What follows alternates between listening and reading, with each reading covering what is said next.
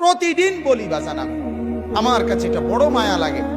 একটা ছেলে কি সুন্দর, 18 বছর, 20 বছর, 25 বছর, এরকম তাগড়া একটা জওয়ান, তার ভিতরে এতটুকু বুঝ নাই যে আমি যে একটা মানুষ, আমার কি করা উচিত।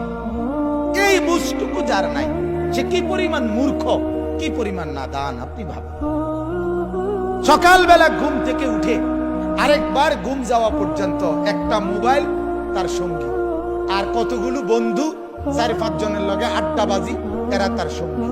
এরার লগে একবার খারাইয়া মুতে, একবার বৈশা মুতে, একবার মোবাইল চায়, একবার নর্তকী দেখে, একবার নাচ দেখে, একবার কানের মধ্যে ইয়ারফোন লাগাইয়া গান শুনে, একবার মাইয়া দেখলে এটার পিছে পিছে হাঁটে, আরেকবার বেড়ি দেখলে এটার পিছে পিছে হাঁটে, একবার অসভ্য কথাবার্তা একজন আরেকজনের মধ্যে আলাপ সালাপ করে, আবার কতক্ষণ গেমস খেলে, আবার কতক্ষণ কি আপনার এই মোটরসাইকেল ফাইলে মোটরসাইকেল চালায়, হ্যাঁ, শিক্ষা হই হুল্লোড়। আপনি বলেন, এটা কি কোনো জীবন? বেটা তুই বল, বেটা বাপ তুমি বলো না, তোমার বিবেক তোমাকে কি বল? এটা কি একটা মানুষের জীবন হইতে পারে? বিনোদন বুঝি মানুষের 24 ঘন্টার, মানুষের জীবনের 24 ঘন্টা বুঝি ফুর্তিতে কাটে? হ্যাঁ, বিনোদন বুঝি একটা মানুষের সারাক্ষণের কাম?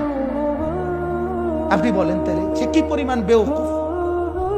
অথচ আপনারা ভাবতেছে মুসলমানের বুঝটুকু নাই, এবার ফুতে মেট্রিক পাস, শিক্ষিত, শিক্ষিত, কোন খারাইয়া মুতে মিয়া এ বলে শিক্ষিত। একটা সেজদা করতে জানে না। গত 1 বছরে আপনার নাফরমান ছেলে ফজরের নামাজ পড়ে নাই কোনদিন। এটা শিক্ষিত তো দূরে থাক, মূর্খতা তো মূর্খ হয় না বেটা। শক্ত হারামিও তো হারামি হয় না। মিয়া একবার ভাবেন, মিয়া মুসলমান, এই মুসলমান একবার ভাবেন, ছেলে কি মানুষ হচ্ছে না জানোয়ার হচ্ছে? দেখেন মিয়া, মালিক চেনে না যে, মনিব চেনে না যে, বাঁচানে ওয়ালাকে যে চেনে না, লালনকারীকে চেনে না, পালনকারীকে চেনে না। আমার 24 ঘন্টা আমি যার ইশারায়, যার ইঙ্গিতে, যার হাতে আমার অস্তিত্ব, তাকে যে চেনে না, এ চিনলটা কি বলেন? শিখলোটা কি? শিখলোটা কি বলেন? এ বুঝলোটা কি বাজার? আল্লাহ আমাদেরকে মাফ করে দেন।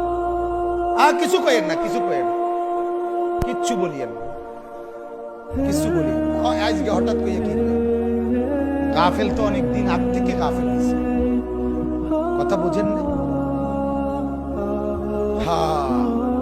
অসুবিধা নাই আমার বাজান। এজন্য আমি অনুরোধ করছি, আমরা প্রত্যেকেই নিজের আত্ম উপলব্ধি করেন, নিজেকে চেনেন,